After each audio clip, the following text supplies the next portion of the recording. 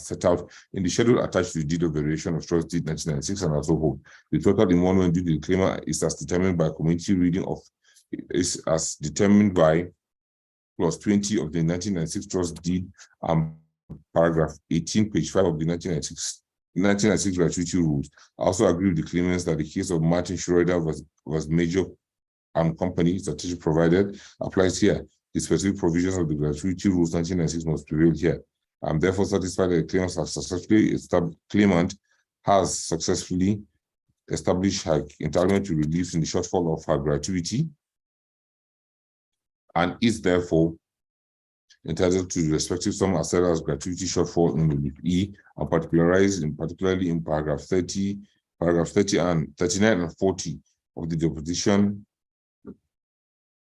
of the claimant, and also hold Exhibit D13 inform the claimant of her gratuity entitlement, but the calculation was done on the wrong basis, and also hold.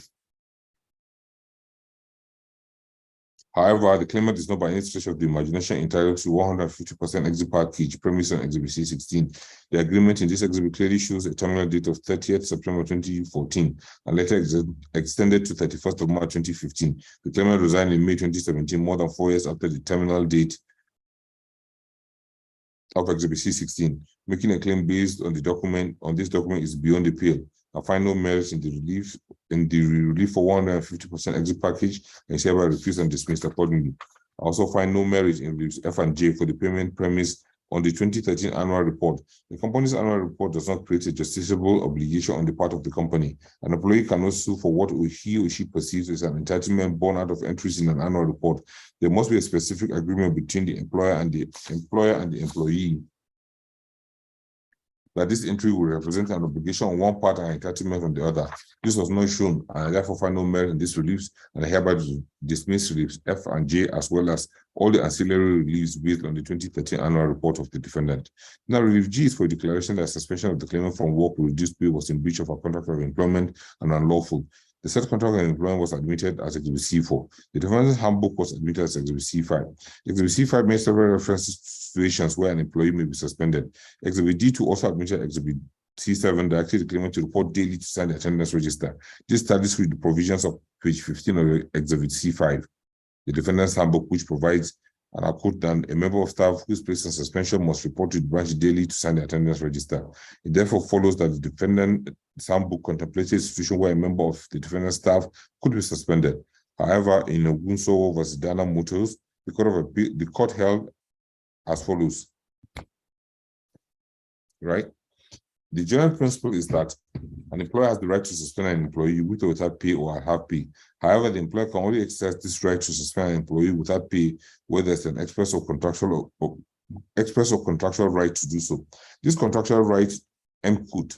This contractual right to suspend with reduced pay has not been shown to this court's satisfaction. I therefore find that the claimant is entitled to the grant of reduced G and K, and they hereby order as paid. However, I find no grounds for the award of relief I, as the claimant has neither proved the alleged constructive dismissal or shown any evidence of unfair legal practice committed against her by the defendant. Right? So relief I is hereby consequently refused and dismissed accordingly. Coming to the relief for deduction of loans and earned allowances by a defendant from the entitlement of the claimant, the defendant counsel to the claimant here posits that the defendant has not proved any loans against the claimant. Thus, this case can be distinguished from the case of Lewis and UBA Supra. Now, Exhibit D8 inform the claimant of her indebtedness to the defendant with the total amount put at 32,197,303.41. This figure includes some alleged unearned deduction as well as a loan without providing specifics of this loan. The defendant was obliged to show the terms of this alleged loan and also show his right to repayment and as envisaged in Lewis and UBA Supra. The defendant tendered over 20 documents into evidence by neglecting to place the loan documents and its entitlements before the court. Despite being aware of the relief sought by him, I must therefore, in the circumstances of this case, find that the defendant has not shown an entitlement to make any of the deductions for a loan which terms and the defendant's entitlement have not been proved to the court's satisfaction and so on. On the deductions for unearned allowances, I refer to Omen Supra, where a similar issue was dealt with by this court, and it held thus. On the refunds for unearned benefits, once again, I find I'm in agreement with the claimant counsel that there's no Exhibit C5 that states that the allowances listed on the face of the exhibit were to be construed as loans to the claimant. There's a world of difference between an allowance and a loan. An allowance is paid by virtue of employment as part of the terms and conditions governing same. It was agreed between the parties. The defendant here has not shown how and when this allowance is transmitted into loans that became deductible upon exit from the entitlement of the claimant. What were the terms of this loan? Nothing was placed before the court to show an agreement on this loan. This can be contrasted with Exhibit C that explicitly made provision for the payment of these allowances. Therefore, we discountenance the submissions and arguments of the defendant counsel on the nature of the loans and objections having not been proven before this court. On the other hand, the claimant has shown that these allowances were due to her as a result of her employment and there is no legal basis for deductions from her entitlements, end quote. I find solace in the persuasive decisions of Malayan Brothers O.O. Oyomiji, J. in Idigbe and Union Bank, and another citation provided, and Peters J. in Omole and Main Street Bank, which the claimant cited and I agree are applicable to this suit. I therefore find that the deduction of these allowances and loans from the entitlement of the claimants was unlawful and relief E hereby succeeds and is ordered as paid. Exhibit D clearly shows the deductions made by the defendant. As a consequence, relief H also succeeds and is ordered as paid. Defendant cannot exploit his dominant position over the claimant and make such unilateral and costly steps and expect it to be endorsed by the court. The claimant's case therefore succeeds in the following term.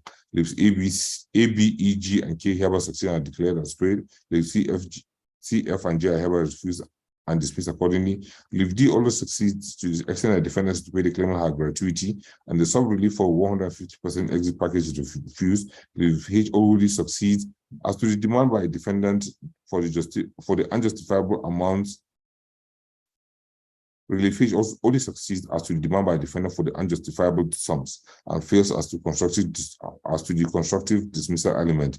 Relief I only succeeds as to the sub-relief for the claimant's gratuity and fails for the exit package.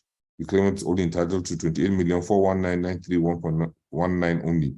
All awards will be complied within 30 days of today, failing which they attach 20% simple interest and should be liquidated. The F therefore succeeds to this extent and also home. Now I refer to NA versus another citation provided, where the apex court that held that unlike special damage, which much be certifically pleaded and strictly proved, the quantum of general damages need not be pleaded or proved. And that the manner in which general damage is quantified is by relying on what the reasonable judgment would be in the circumstance. Also, F. Petroleum was UMA on his part held that general damage is at the discretion of the court. I am convinced that the actions of the defendant here was unjustifiable and exploitative of his dominant position over the claimant. General damages should naturally follow from this wrongful action of the defendant. The court therefore awards some of 1 million naira in the claimant's favor as general damages to be paid by a defendant for his wrongful actions to be paid within 30 days of the day. Failing which should attract 20% simple interest until liquidation. Parties are to bear the respective court's judgments entered accordingly. Gentlemen, you can pick up. God willing, I should be sitting in Lagos on Monday. So you can pick up on Monday from the registrar in Lagos. Now, do you have counsel for Sunday Adefui, Aino, Adekunle, and this day and leaders? Yes, my lord. Yes. Rosemary Thompson. Yes, my lord. For the claimants, right? Yes, my lord. Where is Mr. Ide? He appears is not here? Yeah, he didn't join. All right, that's fine. Here's the court's decision. Anyway, the claimant. Hello, I'm here, my lord. Oh, Mr. Ide. Yes, my lord. Happy New Year. Same to you, my lord. All right. Now, this is the court's decision. The claimant's committee sued by the summons, which the summons dated the 23rd of March 2017, seeking the following relief against the defendants jointly and severally as follows: 4,368,000 naira and 84 kobo being terminal benefits, arrest of salaries and pension deductions owed the claimants upon resignation of both claimants from the defendant's company. I've set out the first claimant asking for 1,315,830.98 and the second claimant 1 million, I beg your pardon, for the first claimant, and 3,052,257.86 for the second claimant, and interest on the judgment sum. And by amended statement of fact filed on the 10th of March 2022, the claimants revised downward their claim to 3,402,811.7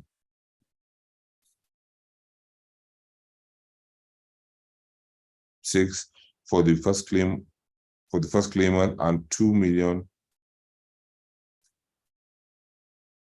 Now, by revised statement of facts dated the 10th day of March 2022, the claimants revised downwards their claim, and the defendant entered appearance and joined issues with the claimant, and the matter was set down for trial. Now, at trial, the second claimant testified as CW, adopted his deposition on oath, and 12 documents were attended by the CW admitting to evidence at Exhibit C1 to C12. He was cross-examined and thereafter discharged. Claimant closed their case. And on behalf of the defendants, one, Mr. Peter Idigbe, who testified as DW, also adopted his deposition, and 2 documents attended through this and admitted into evidence as the Exhibits D1 and D2. He was also cross-examined and thereafter discharged. The defendant then closed their case. Parties were then ordered to file and exchange their respective final addresses, and judgment was reserved. I've summarized the case before the court and the various submissions of counsel in their final addresses, and this is the constitution. Now, Mr. Ide, you were not on the platform earlier on, and I believe Mrs. Thompson was on the platform. 90th day for delivery of this judgment was yesterday, a Sunday, and by virtue of Section 15(2) of the Interpretation Act, the court is entitled to deliver its judgment today, as today would be construed as the 90th day because the 90th day fell on Sunday. Just want to draw attention to that fact. That the position of the law as to that. Section 2 of the Interpretation Act. Right? Now, have you considered the processing file, arguments of counsel, and the evidence admitted in the court of trial? It is clear that the main issue between the parties is the applicability or otherwise of Exhibit C10. The claimant's entire case seems to rest on this document, where the defendant has been quite insistent and vehement in denial of the applicability of the said handbook. Exhibit C10 on its cover clearly and boldly has inscribed on it the words, quote, "This the employee handbook," end quote. The defendant, despite his staunch resistance to this document, had not offered an explanation or cogent reason why this court should not take this.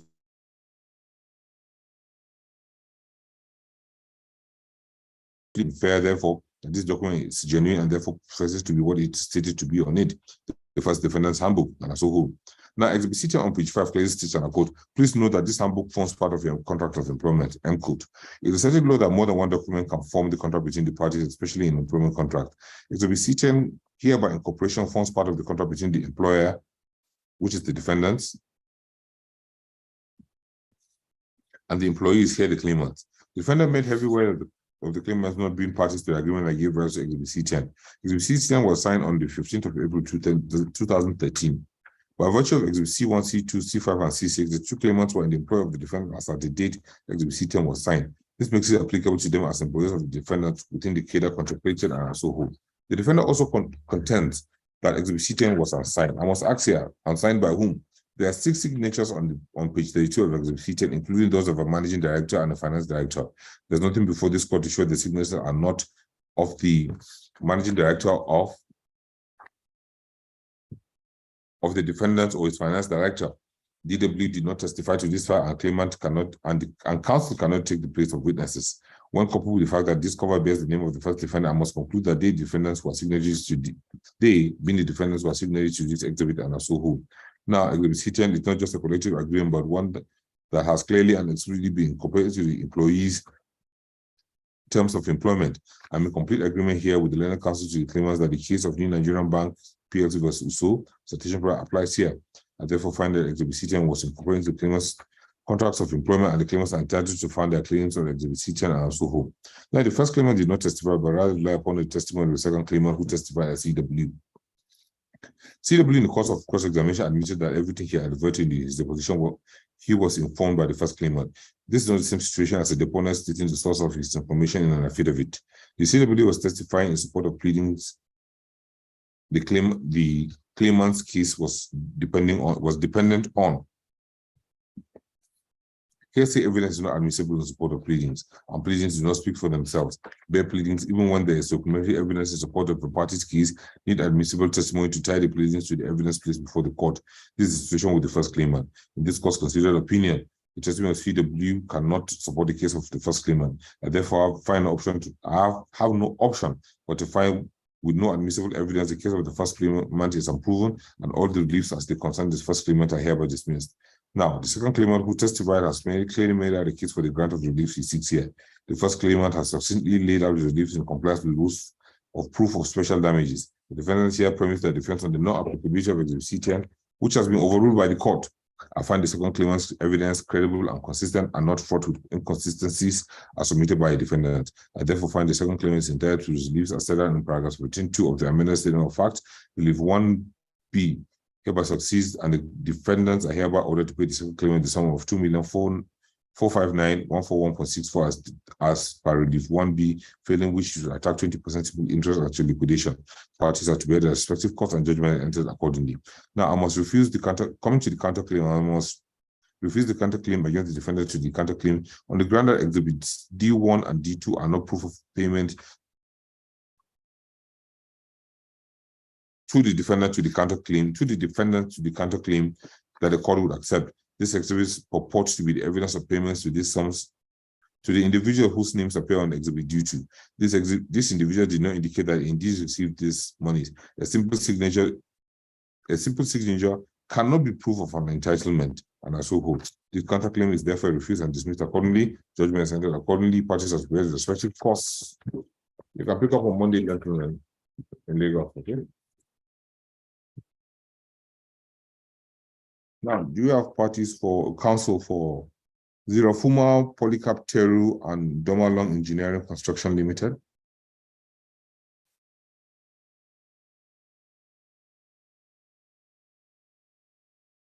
NSCN/LA/95/2016.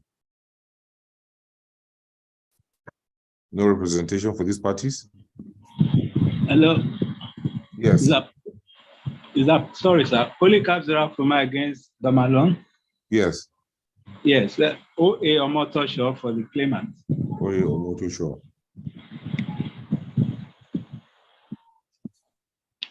Yes. All right, no representation for the defendant. Now, by example, yes, he was online a few minutes ago. 20 years, but I don't know. Mr. Otuonye, I can see Mr. Otuonye is here. All right. Right. Now, by general form of complaint, you can mute your mic now, Mr. Omotosho. All right. By general form of complaint and statement of claim dated the 18th day of August 2016, the claimant initiated this action for the claim set out in the complaint. With the leave of this honorable court, the claimant applicant amended his complaint on two previous occasions, 5th of December 2017 and 27th of July 2018. This instant application was filed on the 19th of November 2021, seeking 1. Leave of this honorable court to correct the error in the statement of facts in the form of the proposed amended statement of facts, and for such further orders as this court may deem fit to make in the circumstances of the case. Now, in compliance with the book of court, the application is supported by an affidavit of 6 paragraphs, 1 exhibit, and a written address. The purpose of the claimant's submissions in written address is that they claim for a declaration that in the circumstances of the transfer of the claimant by the defendant amounted to constructive dismissal and is therefore unlawful. And this claim was inadvertently omitted from the said statement of facts, and that the applicant was entitled to correct him. Please mute your mind, Mr. Omotosho. All right, sir. Was inadvertently omitted from the statement of facts, and that the applicant was entitled to correct him by virtue of Order 26 Rule 3 of the NSCN Rules 2017. Further, that the claim for constructive dismissal was the dispute between the parties, and so urged the court to grant the amendment sought. In response, the defendant filed a counter affidavit on 7th of March 2022, as well as a written address containing in the main that the claimant applicant was not entitled to change his claim to one that is substantially different and present his case piecemeal.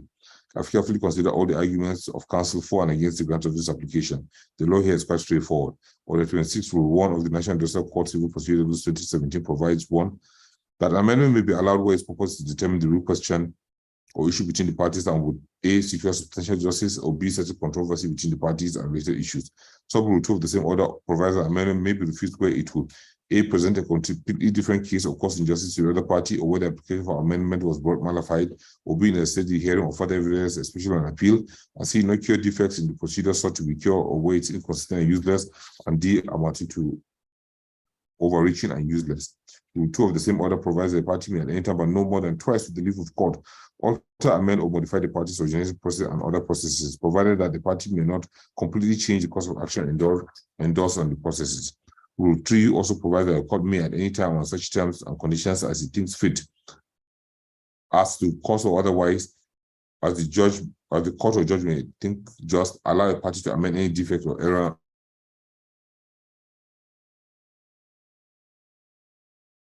in any and all processes as made for the purpose of determining the real questions or issues of controversy raised by arising from proceedings. Now, as pointed out earlier, end quote, as pointed out earlier, the claimant already amended statement of claim twice. Any further amendment will be against the spirit and intent of the law. The party cannot, without limits, continue to amend, to bring amendments to the claim. And again, was this apparent error not obvious to the claimant applicant counsel when he sought to amend the claim twice previously? How many errors will the claimant discover before judgment is delivered? I find that the claimant is trying to be clever about how, by submitting it as an error he intends to correct, when the reality is that it is the introduction of a fresh relief. This is not an error as envisaged by Order 26 of the rules of this court. Claimant applicant does not intend to correct a typographical error here or an honest mistake in the wordings or form of the claim. It's an entirely new relief being introduced here. This is modified in the court's opinion and meant to overreach defendant, and the court will not allow such abuse of its processes. I therefore find no merit in this application and hereby dismissed. Parties are to bear respective court. Matter adjourned to Monday, I believe, should be the 23rd.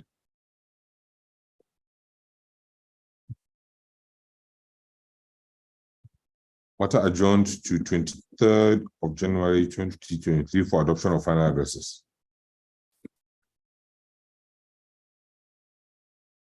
Thank you, gentlemen. As a copy.